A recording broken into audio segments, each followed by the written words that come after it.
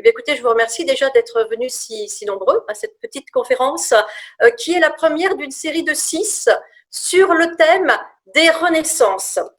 Alors, j'insistais sur le thème de la Renaissance parce que justement, eh bien, on dit souvent la Renaissance et je tenais à présenter les Renaissances sur un cycle présentant à la fois la première Renaissance, ce qui est le cas aujourd'hui avec la peinture.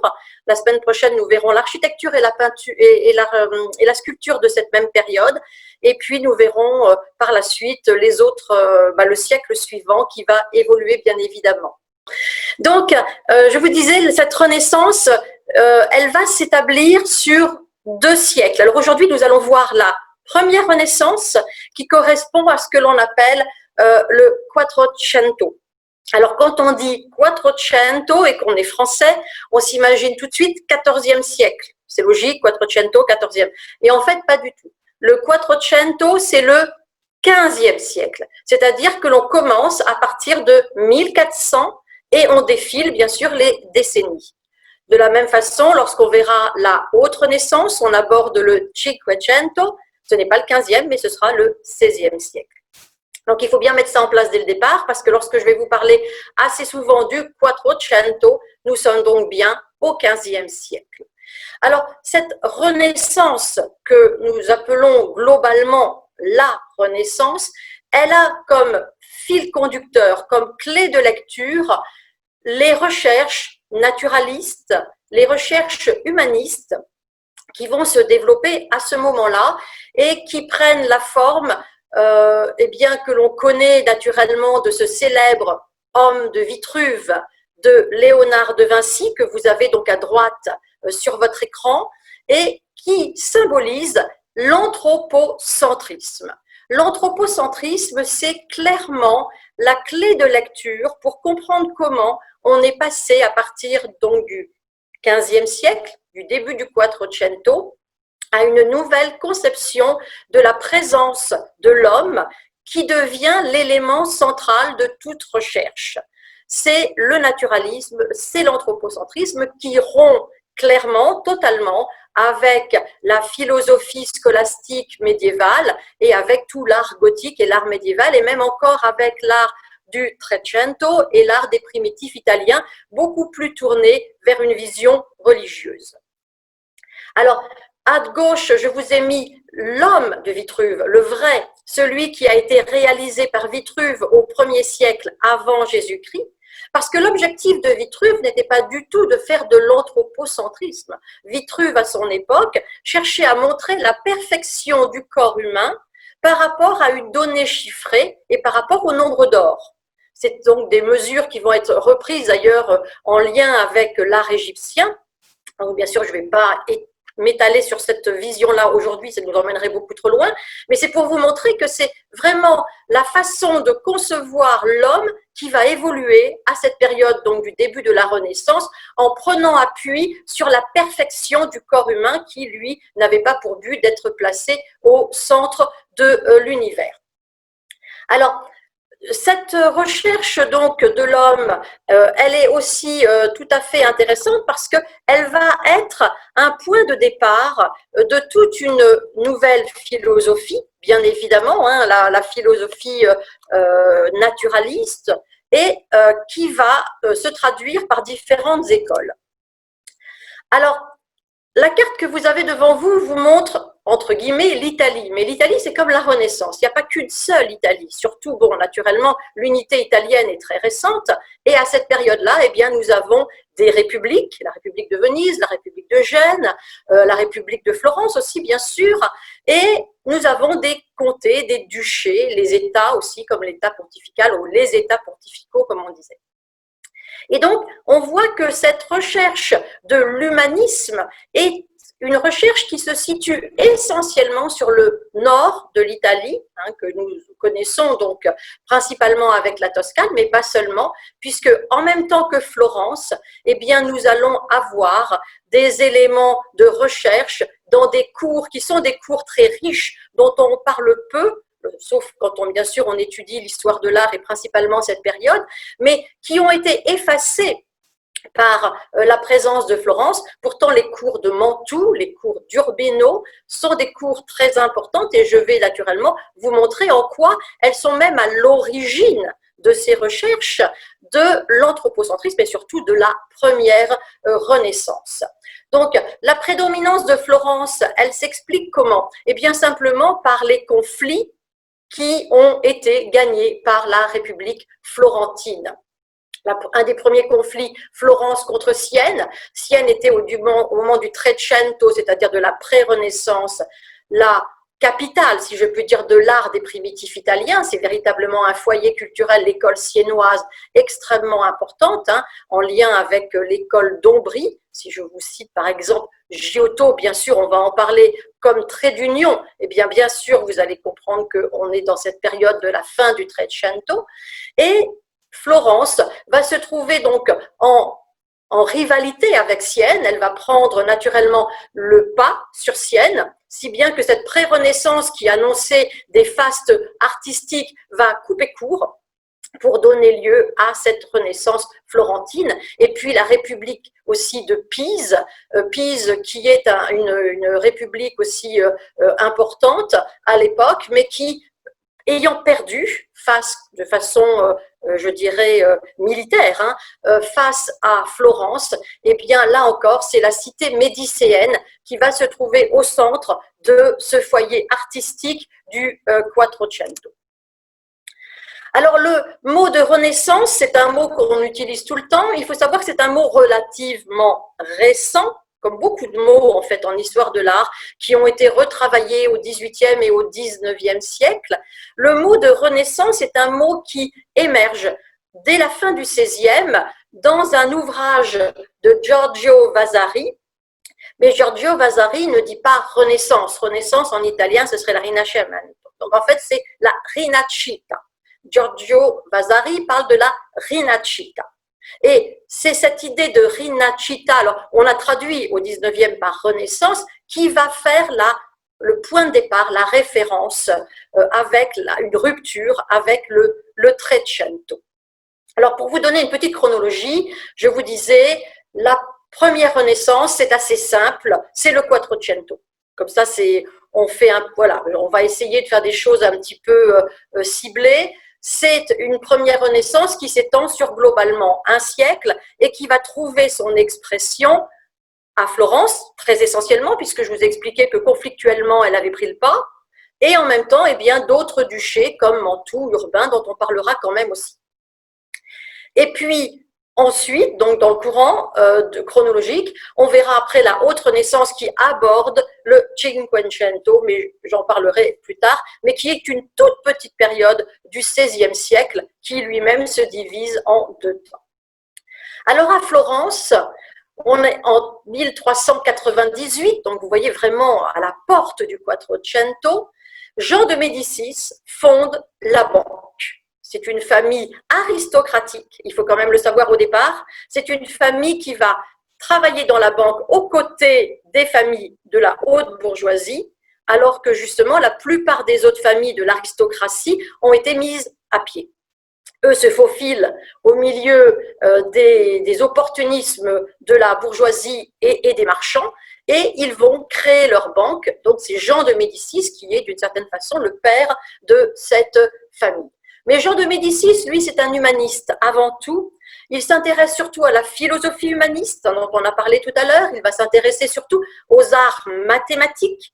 Et donc, il va plutôt favoriser l'architecture. Donc, nous reparlerons de lui la prochaine fois, la semaine prochaine, lorsque nous verrons l'architecture avec Brunelleschi ou Alberti, bien évidemment. Et il ne s'intéressera pas tant que cela aux arts picturaux. Pour avoir les arts picturaux, eh bien, il va falloir attendre davantage avec Laurent de Médicis. Mais cela dit, un des éléments d'architecture qui va véritablement intéresser Jean de Médicis et comme l'ancien, son fils, c'est la recherche de la perspective. Alors, avec la recherche de la perspective, eh bien, on est clairement dans cette grande nouveauté de la peinture italienne qui rompt avec le Trecento, qui rompt avec les primitifs italiens qui vont faire des représentations sur fond or. On est dans cette volonté de donner des lignes de fuite, de donner des effets de relief. Alors, ce sont des recherches naturellement contemporaines qui sont en lien avec la mathématique et en lien avec l'architecture, bien évidemment, puisque la perspective est en lien avec tous les arts scientifiques. Le grand, je dirais, artiste, le grand peintre, qui est une révélation de ce début du Quattrocento, c'est Masaccio. Alors Masaccio, vous l'avez devant vous, vous avez à gauche le baptême des néophytes, et vous voyez ce travail de sculpture des corps, ce travail de la recherche des ombres, du réalisme des corps. Ça aussi, c'est très important. Recherche du naturalisme, recherche du réalisme. Et puis à droite, j'ai fait exprès de vous mettre un zoom avec un détail. Vous les reconnaissez peut-être, c'est les jambes d'Adam et Ève de la chapelle Brancacci, c'est un détail. Nous sommes ici dans les années 1424-1428. C'est un travail que Masaccio mène de front avec Masolino da Panicale, mais bon, Masaccio étant quand même l'élément principal de cette réalisation. Et il s'agit toujours de fresques. Et ça, c'est important parce qu'on verra que ça va évoluer. On va perdre un peu la technique de la fresque au cours de la Renaissance, contrairement à ce qu'on peut imaginer, pour aller davantage vers une technique à tempera. La fresque, on va la voir plus avant. Donc là, on est toujours dans de la fresque et on voit que Masaccio place ses personnages dans une référence de proportion. Et ça aussi, c'est très important et l'on voit que philosophiquement parlant, on est dans cette recherche de l'anthropocentrisme, l'homme au cœur de l'art, l'homme qui est en référence et qui est en proportion par rapport à l'univers qui est autour de lui. Donc, proportion et réalisme, ce sont donc les deux éléments majeurs que l'on va trouver avec Masaccio. Alors, c'est une maestria remarquable de voir ces effets d'ombre. Ça aussi, le travail de l'ombre est quelque chose de tout à fait nouveau. Jusqu'alors, on avait déjà eu ce trait d'union entre le Trecento, c'est-à-dire entre l'art des primitifs italiens et la Renaissance, la première Renaissance, avec l'école d'Ombrie et principalement Giotto, sachant quand même que Giotto a fait ses classes, si je puis dire, à Florence. Mais ensuite, il va travailler à Assise, bien sûr, mais dans l'Ombrie. Et donc, on va avoir cette recherche de ce que l'on appelle la réalité objective. Cette réalité objective, eh bien, c'est une, comment dirais-je, une recherche extrêmement moderne. Et d'ailleurs, Masaccio a très largement influencé les peintres contemporains, les peintres modernes, par ces jeux de relief.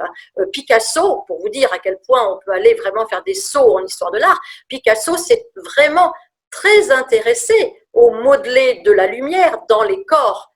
Et ici, par exemple, le baptême des néophytes est très marquant pour cela.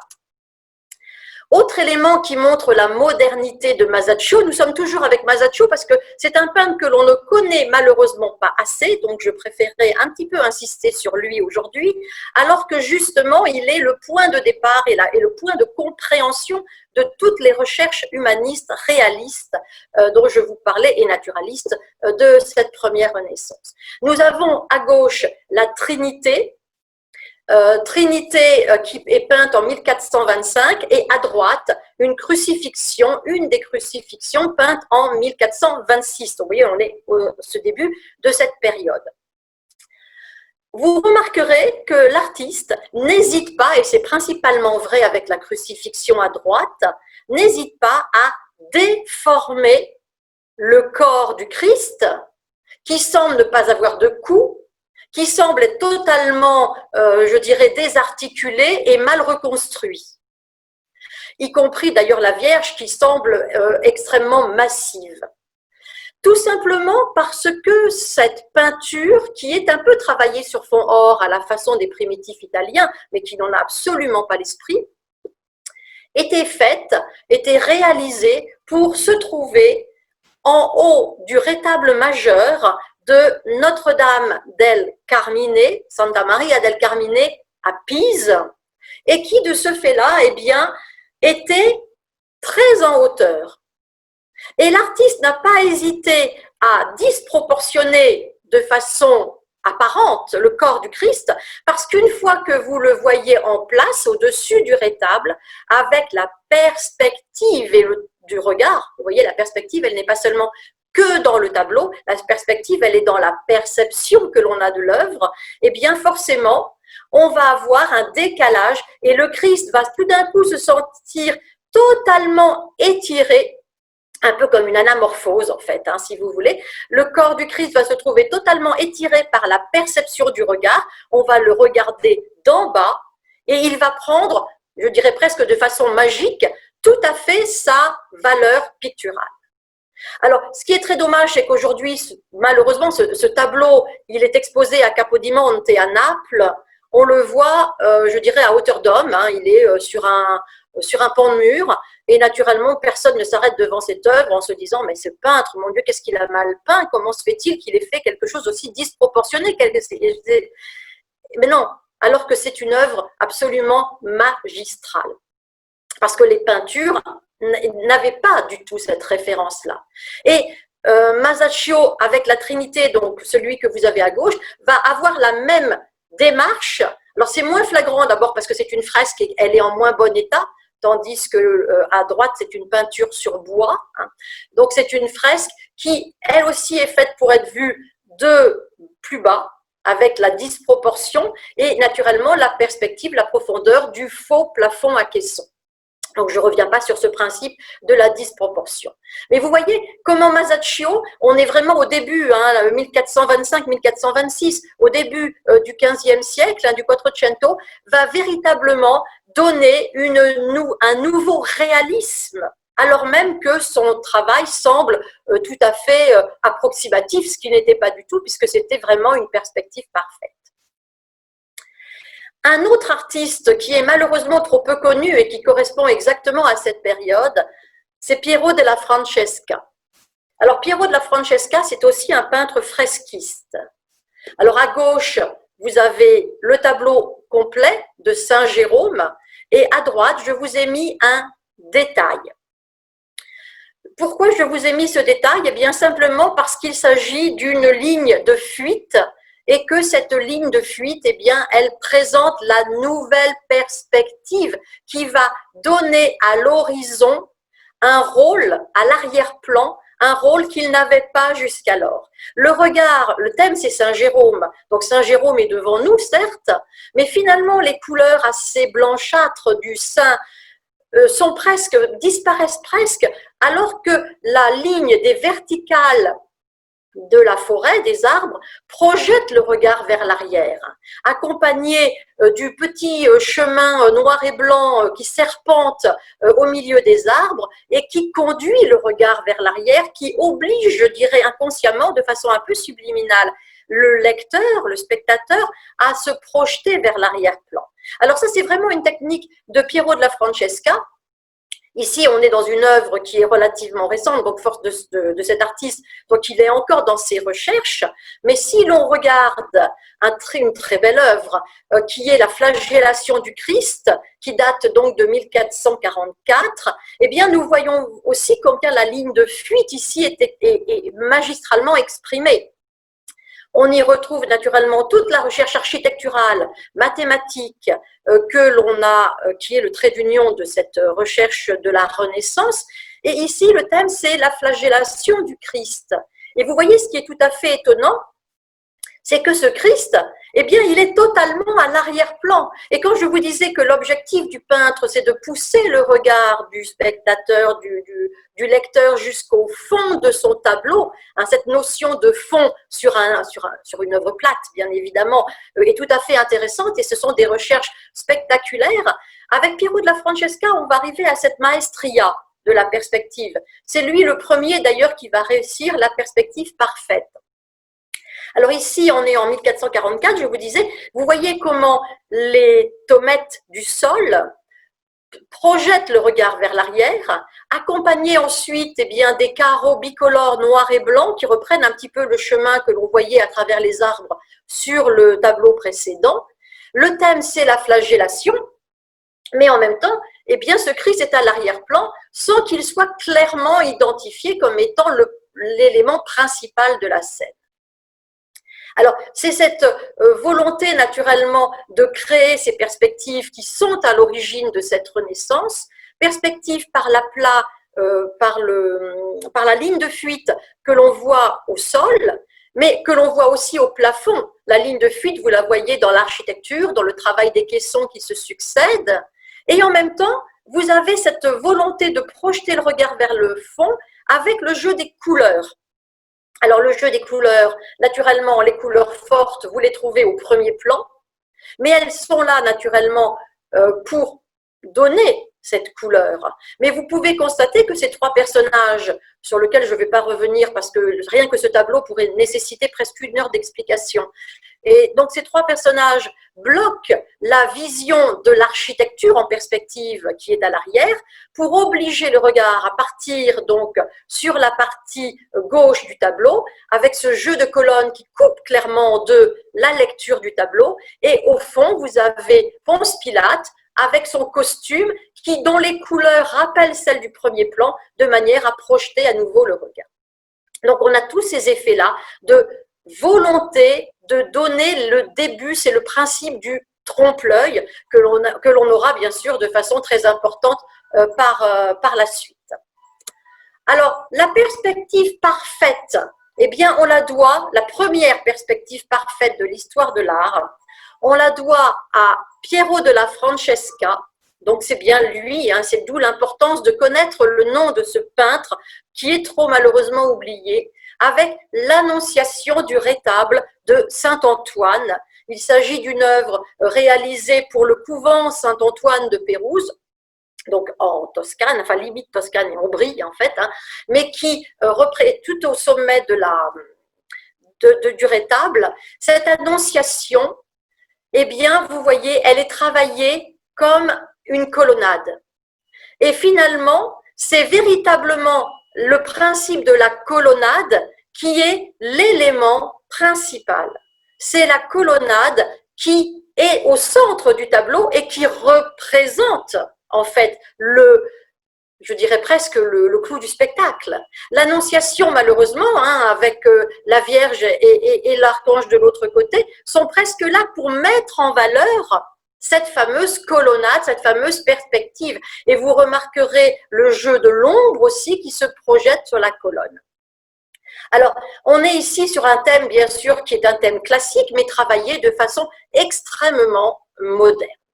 Alors, vous voyez, retenez bien ces deux artistes, Masaccio, Piero della Francesca, qui sont malheureusement trop souvent ignorés. Et pour Piero della Francesca, je terminerai d'une certaine façon avec l'œuvre de la Madone de Senigallia, qui est une œuvre qu'il va réaliser pour l'église de Senigallia dans les Marches. Je vous ai mis le tableau dans son entier à gauche et j'ai fait exprès de vous mettre à droite des éléments de détail hein, que vous pouvez retrouver bien sûr, hein, ce patchwork de détails qui ne peuvent pas vous, comment dirais-je, ne pas marquer, ne pas vous faire remarquer l'influence de l'art flamand. Vous voyez ce jeu du corail, de la matière du corail, de la matière de la perle. En même temps, ce travail des natures mortes aussi sur les côtés, le voile de la Vierge qui est travaillé tout à fait selon la technique flamande. Hein. Nous sommes ici dans un art qui est un art qui va s'exporter. Il va s'exporter dans les Flandres. Alors, je n'irai pas jusqu'à vous parler de la Renaissance flamande, qui est une Renaissance un petit peu particulière, mais qui va se développer surtout au siècle suivant. C'est une œuvre qui montre à la fois, qui est un trait d'union entre le naturalisme florentin et le naturalisme flamand. Pourquoi? Eh bien simplement parce que Piero della Francesca, à cette période-là, on est en 1470, hein, on est déjà, on glisse vers la fin du Quattrocento, enfin la deuxième moitié, travaille à Urbino, un de ces duchés dont je vous ai parlé précédemment, en vous situant la Renaissance donc dans le duché de Mantoue et le duché d'Urbino. Il travaille à Urbino, et à Urbino, eh bien, il va être au contact de Juste de Gand, comme son nom l'indique, il est flamand, qui lui-même eh bien, est encore marqué par le gothique international, mais qui, au contact de Piero della Francesca, et c'est des relations d'ailleurs qui sont, je dirais, interchangeables, parce que l'influence du costume de la Vierge est aussi marqué par l'art flamand, eh bien ces échanges culturels vont créer comment dire, ces relations, ces influences entre la peinture d'Urbino principalement et la peinture flamande.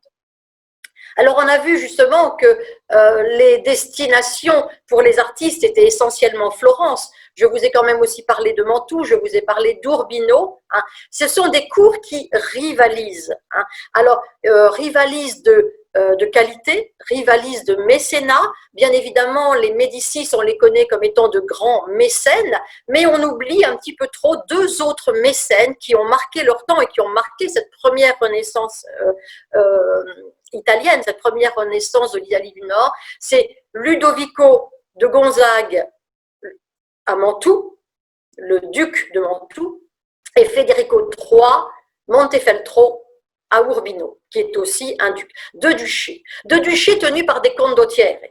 Et les condottieri, ce sont des chefs de guerre, donc ils ne se laissent pas faire. Et c'est ce qui leur permet de tenir. Ce sont des petits duchés, mais qui sont fortement armés et qui, de ce fait-là, tiennent je dirais, tiennent leur place face à la grande Florence, à la grande République de Florence. Et donc, ils vont, grâce à cela, faire venir à leur cour, par leur mécénat, ce sont des collectionneurs, ce sont des amateurs d'art, ils vont faire venir à leur cour, eh bien, justement, Piero della Francesca.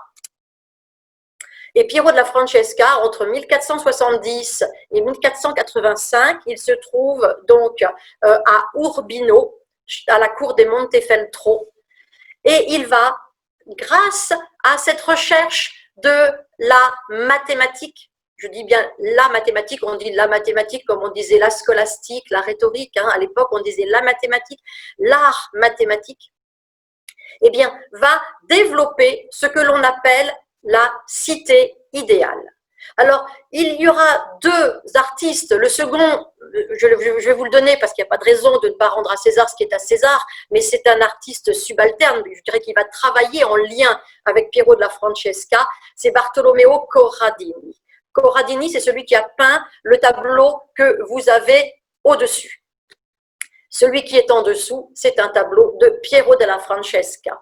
Et vous voyez comment il va commencer à établir les plans de perspective d'urbanisme.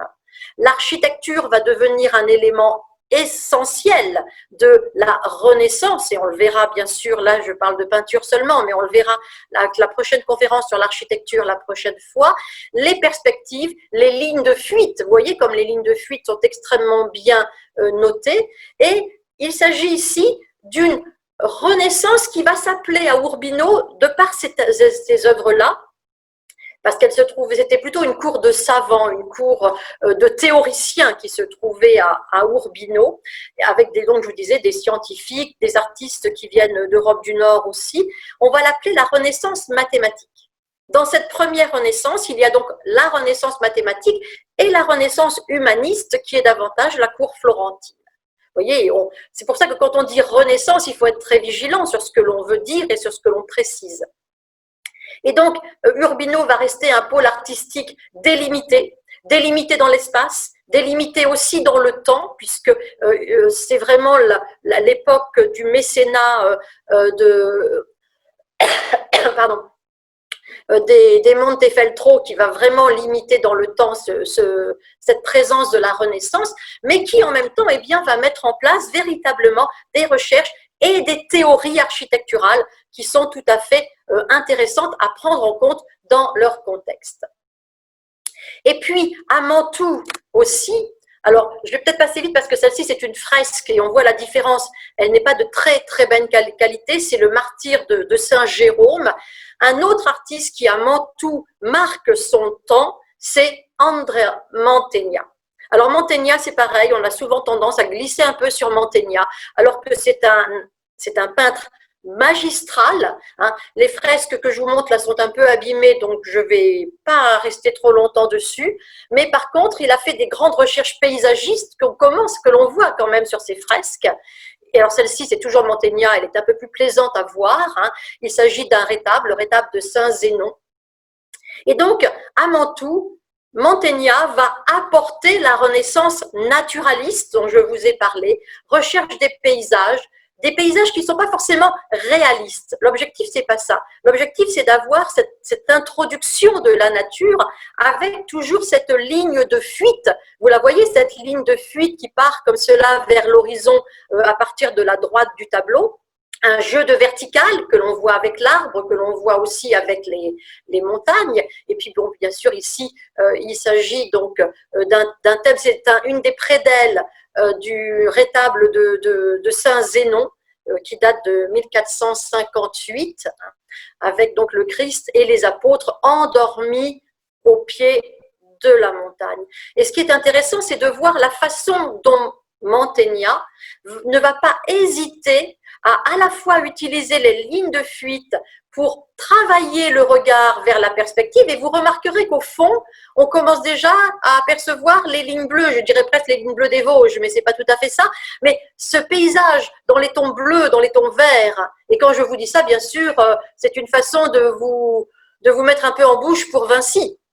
Bien sûr, mais vous voyez que là, nous sommes à une époque où Vinci, pour l'instant, il en est encore à son apprentissage. Hein. On n'a pas encore Vinci avec nous là. Et donc, vous voyez ce travail de paysage dans les tons bleus, dans les tons de camailleux bleu et vert, qui sont tout à fait intéressants.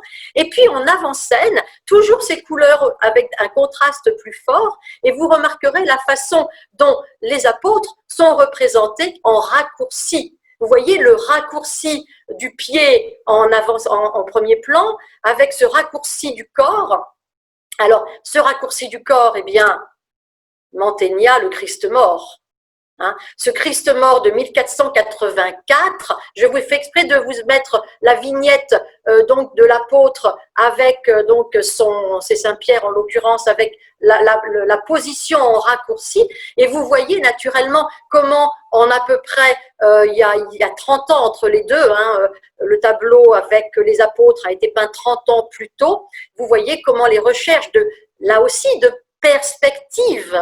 On est dans cette même recherche que Masaccio et son Christ en croix, au moment où il n'avait plus de cou, au moment où il était disproportionné, alors qu'il était au contraire particulièrement bien proportionné pour la hauteur où il devait se placer. Et ici, eh bien, nous avons ce Christ mort, dont vous remarquerez aussi quand même l'influence un peu flamande, hein, avec les personnages de la Vierge en pleurs à gauche, ce raccourci du corps, ce réalisme, hein, j'ai fait exprès de vous mettre les stigmates bien en évidence sur la partie gauche de la diapo, de manière à ce que vous puissiez voir la façon les pieds plissés, le gris cadavérique. Naturellement, le Christ ici est présenté dans toute son humanité, et on retrouve naturellement toujours cette volonté d'humanisme, cette volonté de montrer l'homme dans sa richesse et dans sa faiblesse. C'est vraiment la démarche. Et l'époque de la Renaissance, c'est aussi l'art de mélanger le profane et le sacré. On va utiliser des scènes religieuses. Il y a beaucoup de commandes et il y a beaucoup de mécénat religieux dans les couvents ou dans les églises. Hein. Mais même dans les couvents et les églises, on n'hésitera pas à faire entrer le profane dans le religieux. Alors, c'est assez intéressant de voir comment en 50 ans, puisque là, il y a à peu près 50 ans par rapport à la première recherche de Masaccio avec ses perspectives, on a totalement évolué dans cet ordre-là.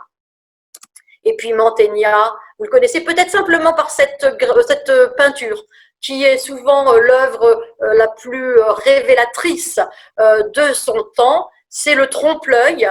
Donc, il y a bien sûr, c'est un plafond. Le trompe-l'œil, c'est une idée géniale hein, que Mantegna va avoir en 1473 pour la chambre des époux au palais du Thé à Mantoue, et il s'agit là d'une innovation. Le trompe-l'œil, c'est quelque chose qui existait, mais le trompe-l'œil avec cette ouverture dans le ciel, bien sûr un ciel qui est un ciel peint, comme si on avait naturellement tous ces effets, là encore, de perspective et d'ouverture, eh bien, c'est une œuvre qui va marquer, on est là donc à la deuxième moitié du XVe siècle, mais qui va avoir des heures de gloire jusqu'au XVIIIe siècle vénitien. ces fameux trompe-l'œil vont être vraiment, là c'est le point de départ, c'est un des premiers trompe-l'œil et c'est le plus abouti en réalisme de proportion là encore. Alors on voit qu'en dehors de Florence, je viens de vous parler de Mantoue principalement parce que c'était un élément important avec ces peintres qui sont des peintres vraiment essentiels, on voit bien que malgré tout, Florence n'est pas que la première Renaissance. Mais bien sûr, c'est quand même le mécénat fastueux de Florence et principalement les grands chantiers qui s'ouvrent à l'époque. Et quand je dis les grands chantiers, ce sont essentiellement bien sûr des chantiers d'architecture, le Duomo, le Baptistère, dont je reviendrai la prochaine fois, qui vont attirer les artistes à Florence, les peintres bien sûr, mais les architectes, les sculpteurs, et qui va faire la renommée de cette cité médicéenne. Alors, parmi ces peintres, eh bien, naturellement, Botticelli, bien sûr, on va en parler, Vinci, Michel-Ange, bien sûr aussi, mais un qu'on oublie un peu trop souvent, malheureusement, c'est Gozzoli. Benotto Gozzoli, il est appelé à Florence, enfin, il est florentin, mais il est appelé à travailler au palais des Médicis par Pierre Ier de Médicis, Pierre Ier de Médicis, qui donc va lui confier en 1459 une grande fresque. Alors là, on est dans une fresque, elle a été entièrement restaurée. C'est une fresque qui couvre les 3 murs principaux d'une petite pièce qui est la chapelle des Médicis dans leur palais urbain. C'est pas dans la villa, c'est dans leur palais urbain en plein cœur de Florence, donc la chapelle des Médicis. Et donc, la commande, c'est les rois mages, le cortège des rois mages. Alors naturellement, inutile de vous dire que la crèche et les rois mages disparaissent de façon extrêmement modeste dans un recoin de la pièce, tandis que le grand pan de mur le plus long couvre naturellement tout le cortège avec des portraits. Et ça, c'est aussi une nouveauté, de vrais portraits. Et principalement, donc à droite, vous avez le portrait de Laurent de Médicis. Laurent de Médicis, en 1459, quand est peint la fresque, il n'a que 11 ans. Donc, c'est pas lui, contrairement à ce que parfois on entend dire, c'est pas lui qui a commandé cette peinture, cette fresque. Mais c'est lui qui est en plein cœur, en plein centre. Il est sur son cheval blanc, tel un jeune homme bien harnaché. Pourquoi? Eh bien simplement parce que c'est lui l'avenir des Médicis. C'est lui qui est héritier de la fortune. Bon, il y a aussi son frère Côme, mais son frère Côme, puis Julien après, ils ne sont pas, je dirais, clairement les héritiers directs. C'est véritablement Laurent le Magnifique. D'abord, il est grand, il est beau, voilà, il a tout pour lui.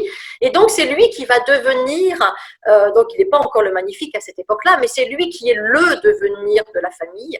Et donc, au moment de cette commande, eh bien, c'est lui qui est sur le cheval. Pourquoi? Eh bien, parce que l'art des Médicis, c'est pas seulement un art pour le temps présent. Le mécénat des Médicis, c'est pas seulement pour se faire plaisir à l'instant T, c'est pour passer à la postérité, c'est pour laisser une trace historique, culturelle, incontournable, et ils ont bien réussi, soit dit en passant, pour les siècles qui suivent. Et Laurent le Magnifique va naturellement être le prototype même du Florentin, qui est le Florentin de la Renaissance.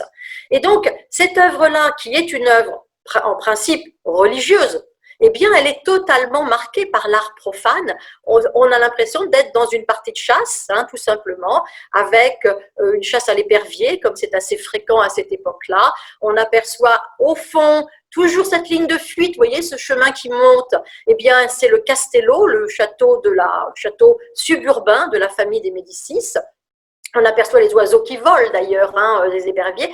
Ce sont des portraits, on aperçoit la famille des Médicis, on aperçoit les courtisans et puis naturellement tous leurs alliés.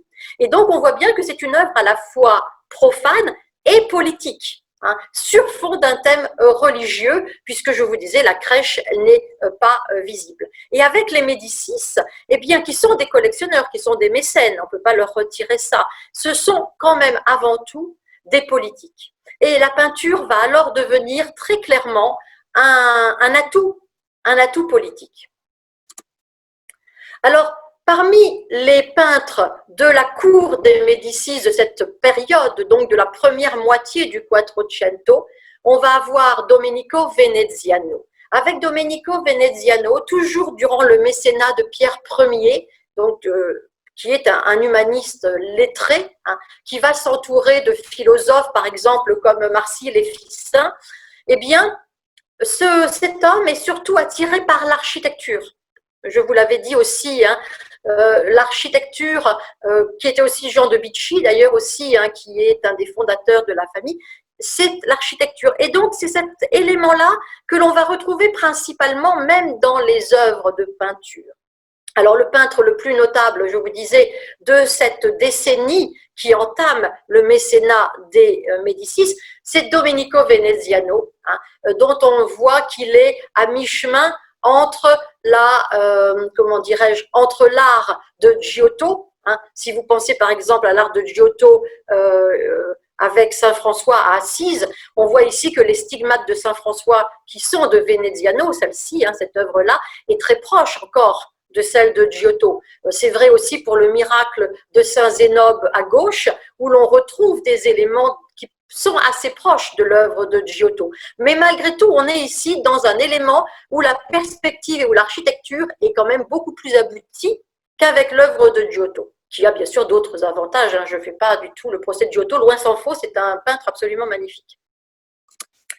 Et parmi les œuvres toujours donc de Domenico Veneziano, on va aussi avoir dans l'esprit de ce Tondo, et d'ailleurs on voit bien la relation, l'influence avec Gozzoli, hein. Ici on est en 1443, ce fameux Tondo de l'adoration des mages qui d'une certaine façon va inspirer Gozzoli pour sa grande fresque de la chapelle des Médicis.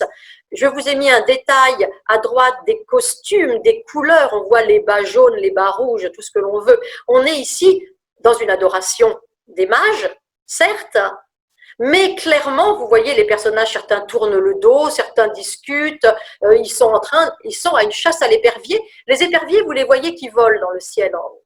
Donc, on voit bien la façon dont le travail du peintre, c'est d'allier des sujets religieux, justement parce que c'est une façon aussi de les placer à des endroits un petit peu stratégiques, et puis en même temps, surtout, de développer le côté festif. Alors, naturellement, celui que vous attendez tous, mais pourtant j'allais vous dire très franchement, hein, en mon âme et conscience, c'est pas le plus intéressant de la bande, c'est naturellement Botticelli. Mais Botticelli, je dirais qu'il dit tout ce qu'il a à dire, il montre sans avoir trop besoin de véritablement en montrer plus. Avec Botticelli, assez paradoxalement, si je vous dis ça, on est presque encore dans un art gothique, au sens que vous retrouvez des éléments du gothique international, comme par exemple la tapisserie des 1000 fleurs. Regardez, vous avez un esprit qui est très proche de l'esprit de la tapisserie des 1000 fleurs. Et en même temps, on a ce grand écart qui le projette aussi dans l'art de ce que l'on verra tout à la fin du cycle, qui est donc la fin du Cinquecento, donc avec ce maniérisme qui va émerger à la fin de la Renaissance. On a ce grand écart avec Botticelli, à la fois une sorte de présence de composition qui est une composition encore gothique, comme une tapisserie, et en même temps, des effets de jambes, des effets de bras, des effets d'abord un petit peu antiquisants aussi, bien sûr, qui naturellement montrent le côté plus maniériste du sujet. Alors, Sandro Botticelli, c'est un peintre qui a exactement le même âge que Laurent de Médicis. Et donc, il participe volontiers d'ailleurs lui-même au plaisir de la cour. Il est né à Florence, hein, c'est vraiment un Florentin qui va véritablement faire sa carrière à Florence, mais il est né dans un quartier extrêmement populaire, le quartier de Ognissanti, et donc il va faire le début de son apprentissage dans l'orfèvrerie. Et c'est intéressant parce que l'on voit combien ces artistes sont souvent, et on verra d'ailleurs avec ceux aussi de la haute Renaissance, sont des artistes qui, la plupart du temps, ont travaillé d'abord à l'orfèvrerie, voire même à la sculpture, avant de travailler à la peinture. Et donc, peut-être que ce côté ciselé, ce côté détaillé, ce côté justement pré-maniériste est aussi en partie issu de cette formation. Alors en 1478, il reçoit une commande double d'ailleurs, le printemps que vous avez ici, et ensuite la naissance de Vénus, que je vais vous montrer bien sûr quand même, mais que vous connaissez par cœur. Et très souvent, vous allez voir marqué que c'est une commande de Laurent de Médicis. Alors c'est vrai, mais attention, ce n'est pas tout à fait ce que vous croyez. C'est-à-dire que oui, c'est Laurent de Médicis qui a commandé ces deux œuvres, il y en a même une troisième, mais ce n'est pas le Laurent dont je vous ai parlé, ce n'est pas Laurent le Magnifique. Et souvent, on dit « Ah oui, c'est Laurent le… » Mais non, justement, alors c'est pour ça que je me porte en faux contre ça, c'est Lorenzo Pierfrancesco, c'est le cousin. Lorenzo Pierfrancesco, c'est d'ailleurs pour ça qu'on l'appelle Pierfrancesco après, parce que son nom c'est Lorenzo de Médicis aussi, c'est son cousin, mais ils ont le même nom, ça arrive. Et donc, Pierre, alors on va dire plus à Pierre Francesco si vous préférez, c'est lui qui va commander donc cette peinture sur donc le thème des allégories, allégories antiques, à l'antique. Donc là, c'est le printemps, on verra après naturellement la naissance de Vénus, hein, déesse de l'Antiquité, pour la demeure familiale du Castello. Alors, c'est sûr qu'avec Botticelli, eh bien là aussi, on va perdre le travail de la fresque. Botticelli ne travaille pas la fresque, il n'en a pas, je dirais, le goût. C'est très difficile de travailler la fresque. Hein. Je ne vais pas non plus rentrer dans le détail, mais c'est une technique très pointue. Et donc, pour ne pas avoir besoin d'utiliser le travail à fresco, la fresque, il va utiliser la technique de la tempera. Alors, la technique de la tempera, c'est simplement brosser comment dirais-je, une application texturée à base d'œufs la plupart du temps, avec de la graisse même aussi, alors graisse animale, qui permet de maintenir les couleurs fraîches, qui permet de maintenir les couleurs lumineuses et qui leur donne un petit peu ce côté velouté. Donc c'est sûr que c'est une réalisation de qualité et c'est une technique qui convient tout à fait parfaitement aux recherches de lumière de Botticelli. Parce que Botticelli ne se place pas dans les mêmes recherches que ses prédécesseurs. Il ne cherche pas spécialement la perspective, on le voit. Il ne cherche pas spécialement un art mathématique, architecturé, on dirait en fait, hein, avec ses effets de fuite. Non, il recherche quelque chose qui flatte les sens, qui flatte le regard. Et donc, on va avoir de la lumière, on va avoir des couleurs, on va avoir des corps féminins tout à fait flatteurs. Alors, voilà, je continue bien sûr avec la naissance de Vénus, qui est la deuxième partie de cette commande, hein, qui fait la suite donc de l'allégorie du printemps. Et on voit bien comment le style coloré et relativement fluide de Botticelli va marquer la mode aussi, la mode culturelle pour la mythologie. Hein. Ce n'est plus seulement le profane qui rentre dans l'art religieux, mais c'est clairement de l'art qui reprend le goût pour les sculptures antiques. Donc là, c'est Vénus, bien sûr. Hein. C'est un style qui, d'une certaine façon, on a attribué par ces œuvres-là la paternité du maniérisme à Botticelli. Et puis, un autre peintre qui est malheureusement peu connu, et pourtant c'est le maître de Léonard de Vinci, c'est Verrocchio. Verrocchio, c'est un peintre qui se lance dans une technique aussi, qui est une technique… alors Verrocchio, il est à la fois orfèvre, sculpteur, architecte et peintre. Et il a un atelier à Florence. Alors la notion d'atelier, c'est quelque chose d'un peu particulier. Certains peintres travaillent seuls, d'autres travaillent avec un ou deux élèves. Verrocchio, lui, va véritablement avoir un grand atelier. Ce grand atelier va lui permettre d'enseigner à Léonard de Vinci, qui est un de ses élèves. Il va l'enseigner aussi à Ghirlandaio, il va aussi enseigner à Pollaiolo. Voilà. On a cette sorte quand même de microcosme d'artistes hein, qui vont passer par cet atelier. Et donc, c'est un apprentissage qui joue naturellement sur les effets, là encore, de corps, d'anthropocentrisme, de recherche. Et alors, les études d'histoire de l'art ont tendance aujourd'hui à attribuer, autant que je vous le dise, hein, à attribuer la réalisation de l'ange que vous voyez sur votre côté droit à Léonard de Vinci. Léonard de Vinci, c'est un peintre dont l'objectif est de rechercher la beauté idéale. Pas forcément la beauté la plus réaliste, il n'est pas non plus dans la beauté, comment dire, idéalisée mais sculpturale de Botticelli, il est dans une beauté qui reste une beauté humaniste. Hein, c'est une beauté, c'est l'intérêt de la femme humaine, malgré tout, la beauté humaniste.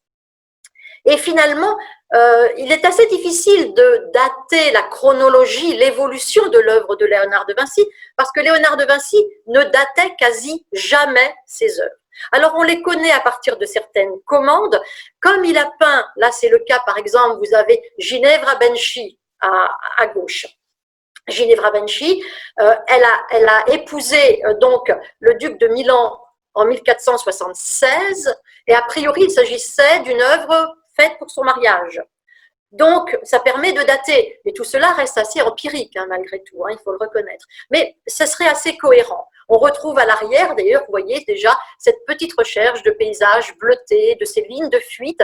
Alors, il faut savoir que le tableau a été très, très abîmé, et donc il ne nous reste plus que la partie haute de cette œuvre, toute la partie basse, où certainement cette femme avait les mains jointes un petit peu à la façon de la Joconde, a totalement disparu, mais on a retrouvé des croquis, des dessins qui pourraient correspondre à l'ajustement de cette peinture.